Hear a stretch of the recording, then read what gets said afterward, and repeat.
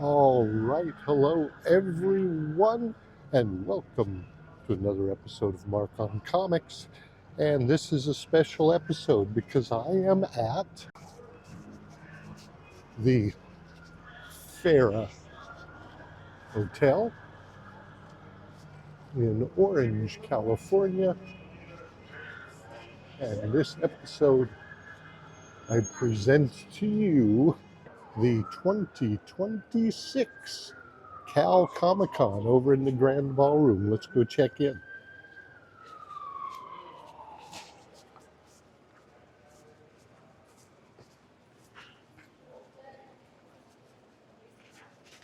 So it's a few steps away from the lobby, but in the long run, it's not that far. They were coming up right here to the check-in area. See all the people here already waiting for the con to open. It's Saturday, so the convention is noon to 5 today, and tomorrow will be 9:30 to 5. So I'm going to turn the camera off because my ticket is on the phone so I can check in.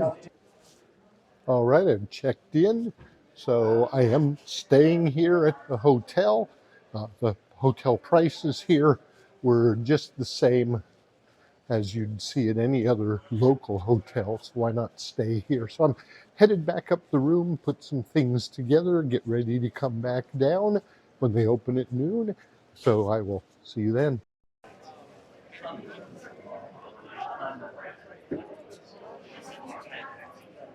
All right, so I've gotten past the sign-in area. See a lot of different things here. Comic Link, and David Mack over here. I love David's work. But let's go ahead now. Scott Shaw right here. Let's go ahead inside Cal Comic Con 2026. Have a look around.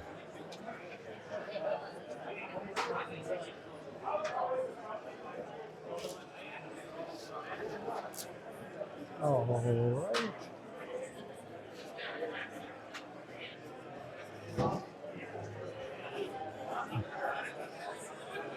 If I knew the store's names, I would. That's TasteeCat Comics right there.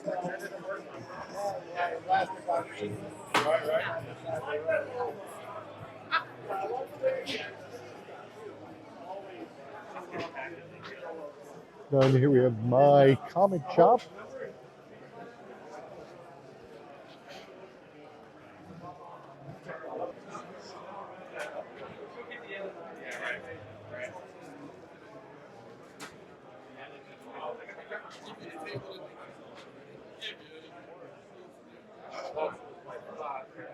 Collector Supreme, I think that says. And here we have Red Hood. There's Rob, the man behind the Red Hood. Red Hood. Nice selection of books. And earlier today, so a blue chip. Yeah, there's a forest. These are all the outside dealers. There's more. Move the camera around and get the inside dealers. Over here we have FVF Comics, Brad Sloan, really good guy, good comics. Oh, you got here Iron Man 1, Shock Suspense Stories, and Silver Surfer, signed Marvel Spotlight Ghost Rider, Detective 57 3.0. Iron Man 55. You might not be able to see all this stuff, but maybe you can.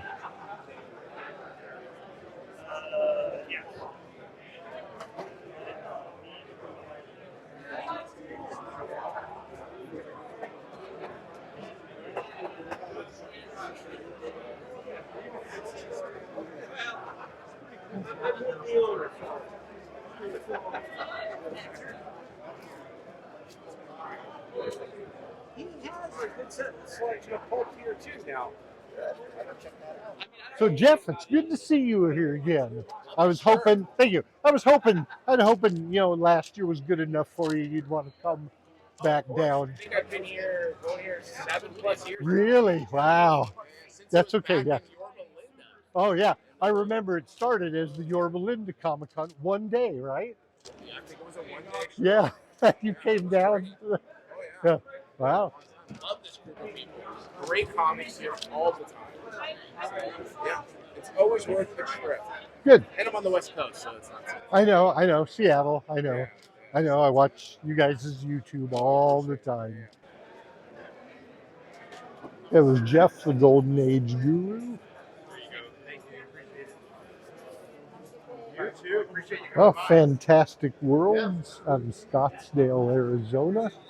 I've shopped there on many occasions when I've gone to Phoenix.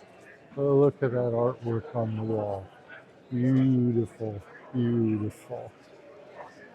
Okay, so now I've done the outside, and it's time to move to the inside. So here we go. So right here we got Champion Comics, great people. I've been shopping with them for a long, long time. See some books up there, really nice. The ASM 129 9.8. I really can't afford 19,000, but if I could. And then here is my friend Al Pruitt from Comic Hideout.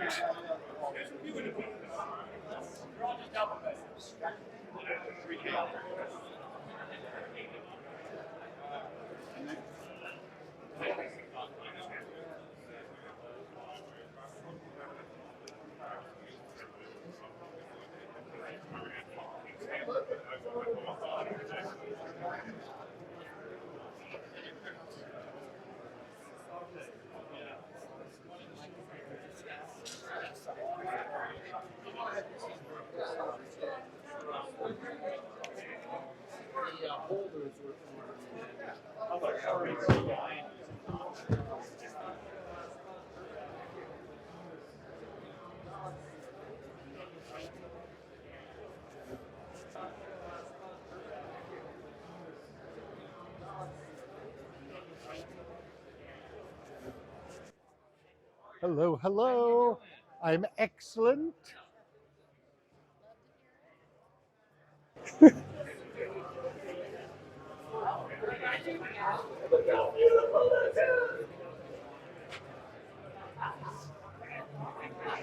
Well, I'm trying.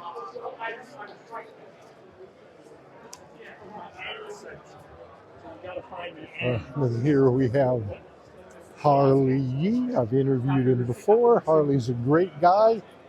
Always loved shopping from him.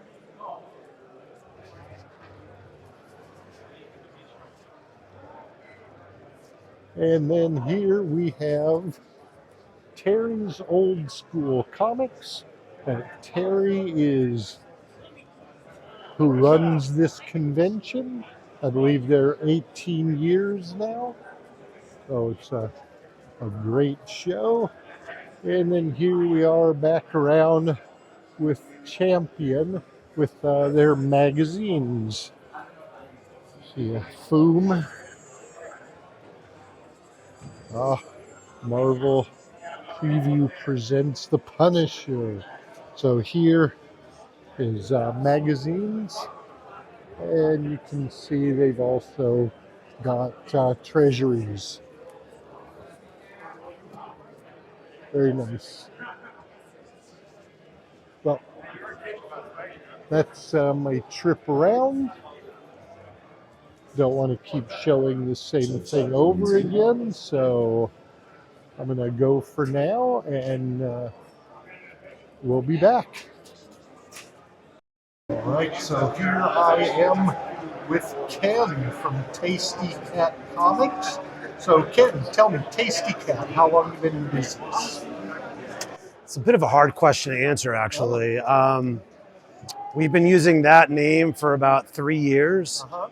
Prior to that, I was known as Cloud9 Comics. Okay. And we changed names and rebranded several years ago. And we have a brick and mortar store. It's open in Portland, Oregon. That's been there for, we'll be entering our 11th year in March. And then I probably was selling full time prior to that for like 8 to 10 years. So, and then part time before that. So for a while, yeah. Okay, but the brick and mortar about 11 years. Yeah. About 11 years. Okay. So I understand you've got a nice niche here going on. Tell us about what you do and why you do it. Well, as a store owner, I sell new comics and graphic novels.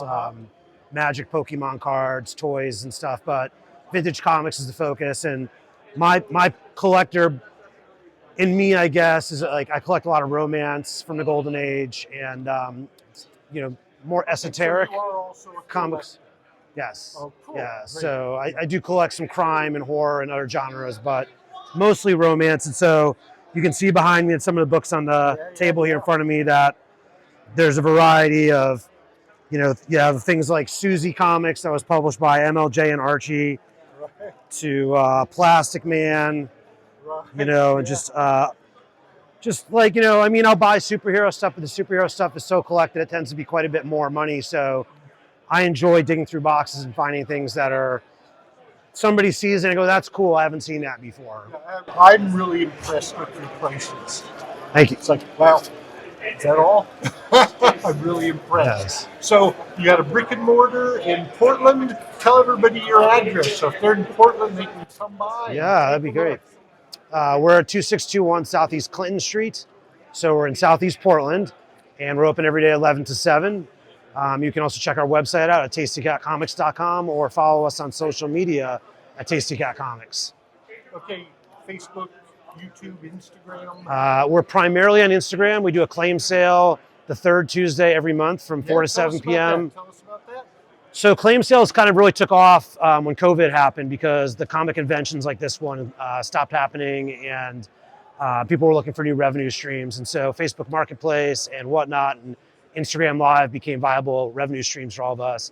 I went with Instagram and we've been selling there for about 6 years. We do a claim sale the third Tuesday each month from 4 to 7 West Coast time. And it's basically, a live thing. So like, if this was part of the sale, you could buy it for $120 or make an offer. And then we just invoice people the next day. So yeah, it's pretty fun. It's a nice way to connect peer-to-peer with different customers. Yeah, sounds great. All right, well, Ken, thank you so much for taking your time out.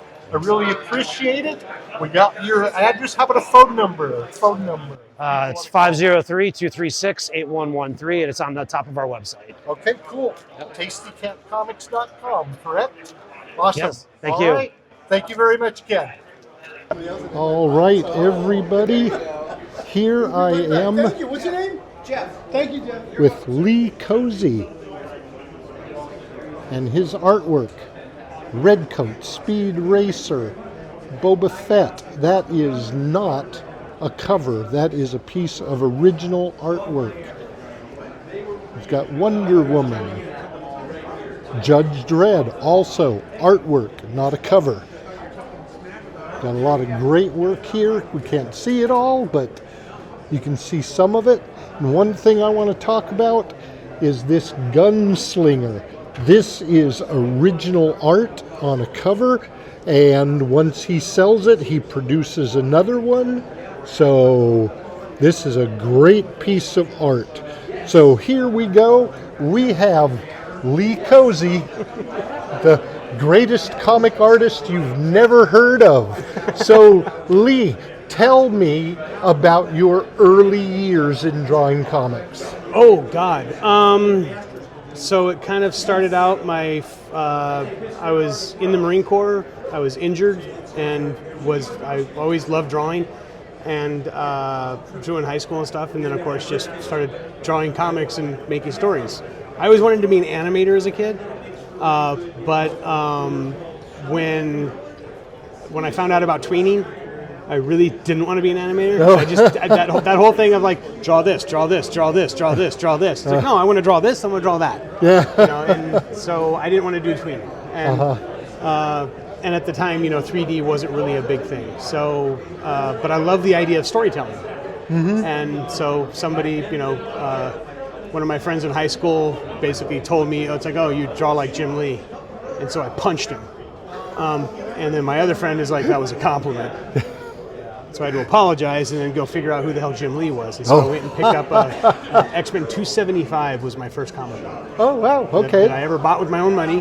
Okay. I'd read other people's like Fantastic Four and stuff in the past, but that was the first time I ever bought a book. Bought a book. And then of course later on, I was, like I said, I was in the Marine Corps and I was injured, so I just started drawing comics for fun and making my own stuff. And then I started working for an independent company, an underground publisher down in San Diego. And then some of one of my friends and I who worked for that company, we kind of got screwed by that company. And they weren't paying us. They were selling our art basically and not giving us, and they were just selling the originals. And so yeah, we were getting ripped off. But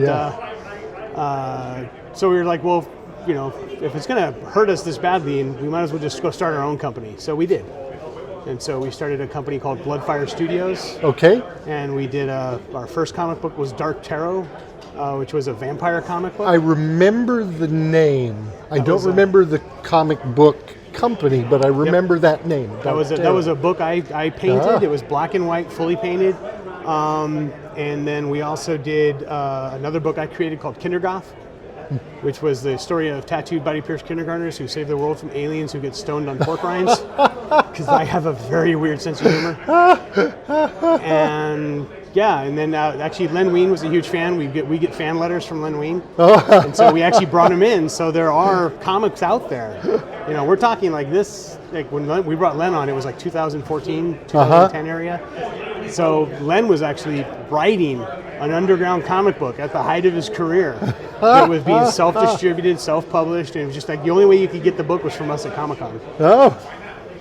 So, but yeah, so that was neat. That was my early days in comics. Okay, so I understand you worked for Disney for a while. So how long was that, and what were your duties?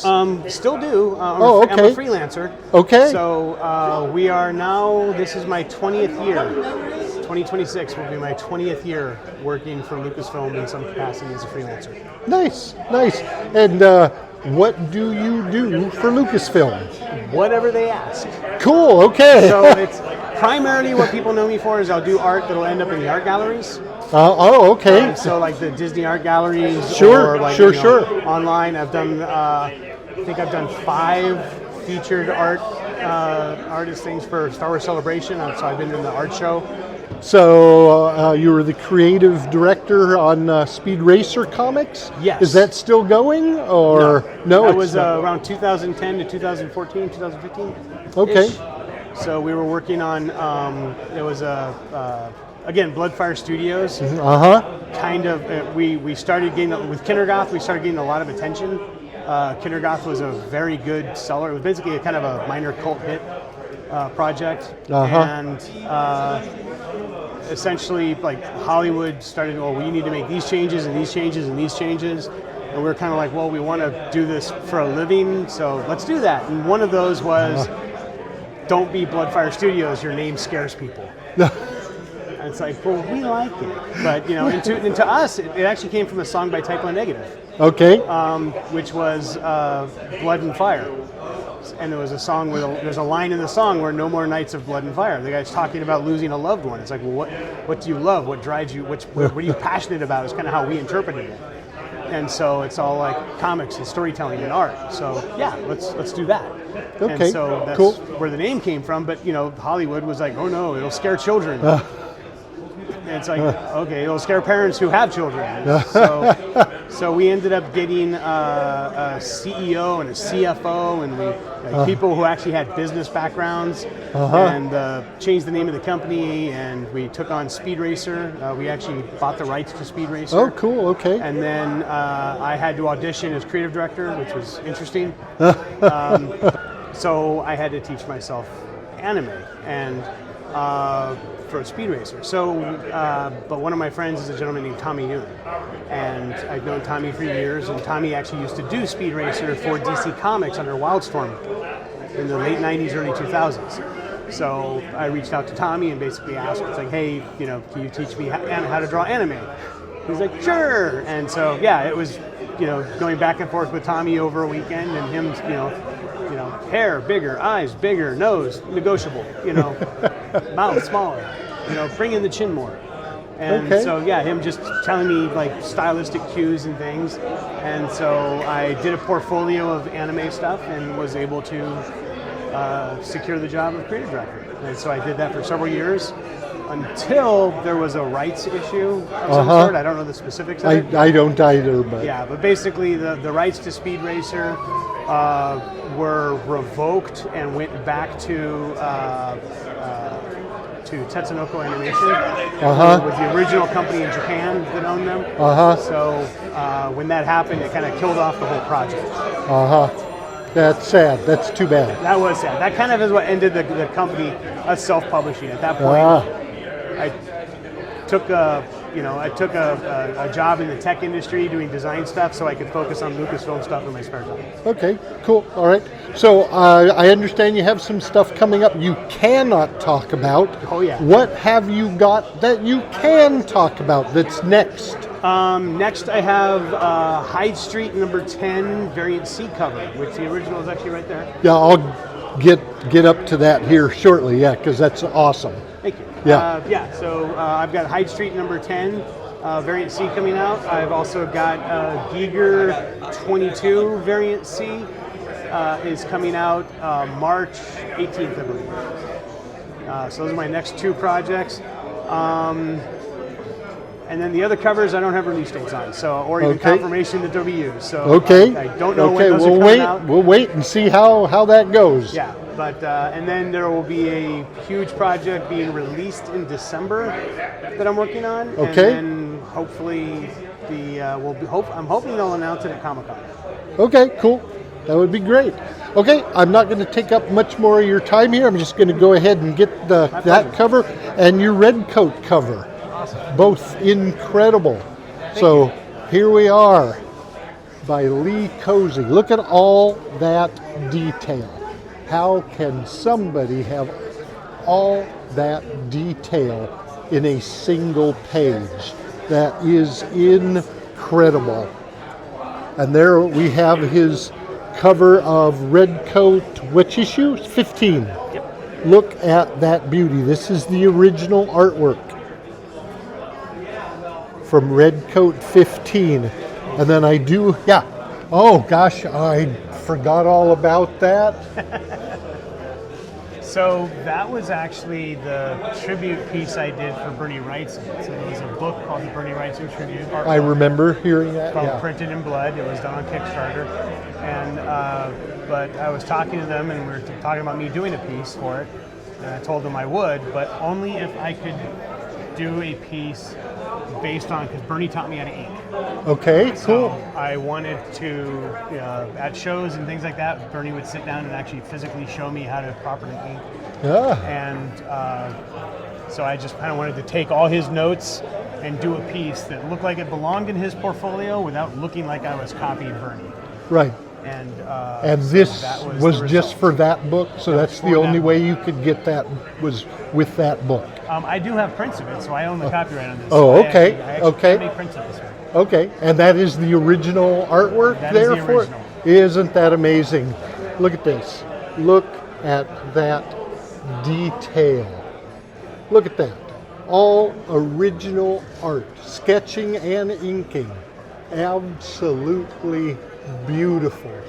So I'd like to find that book.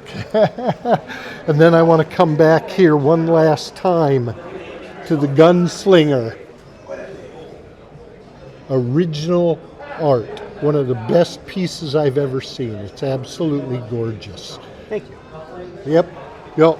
As I said, the most famous artist I'd never heard of, and a lot of people probably haven't, But I'm going to be keeping an eye out for you, and I want to make sure others do too. This art is absolutely incredible. Some of the best I've ever seen. Thank you. So thank you. I really appreciate it. You have a great rest of your con. We'll see everybody. Okay, so today is day one, Cal Comic Con. I'm on my way out. I appreciate you watching my video. Please hit the like, subscribe, notification bell so you can see more of what I've got. So tomorrow I'll be back and I'll try to get more interviews and show you some more. So I'm out. All right, so Cal Comic Con day one. I have right now my comic book haul. First, these were not purchases, but I got Howard Chaykin to sign my Star Wars #1 and my Star Wars #7. So Howard was the artist on issues 1 through 10. So 1, obvious. 7 because it was the first out of the film continuity. So 1 and 7. And then I did find that I had a copy of Star Reach #1. So I had Howard sign it. You can see it right under there. So that was from Howard Chaykin. And then I was helping a friend out at Al Milgram's desk. And Al just happened to have copies of Micronauts. So I got Al Milgram to sign me in Micronauts #1. Then books I picked up. I just love Joe Kubert's art. So I've got an Our Army at War, issue #141. And then in Our Army at War, issue #112, which I'm not sure if that's his cover or not. I'm not sure. I don't think so, because it's not on there. Well, and then I just happened to enjoy this series from EC, so I picked up a Piracy #5. And then there was a good price on this book, so I picked up a copy of X-Men 108, first John Byrne on X-Men, and he had a great run for several years. I love his part with Chris Claremont on the X-Men saga. And then I picked up a nice copy of The Boys #3. I do not own an issue #1 or #2 yet, so this is my earliest Boys #3. It's got the introduction of Homelander, Starlight, Black Noir, and the Deep, the 7, if you're familiar with Boys lore. I like the TV show. It's pretty good. And then last for Saturday was a Tomb of Dracula #13. I just happened to collect Tomb of Dracula, and yes, I do own #10. Yay!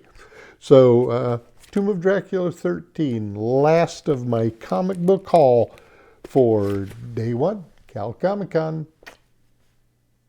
We'll see y'all tomorrow.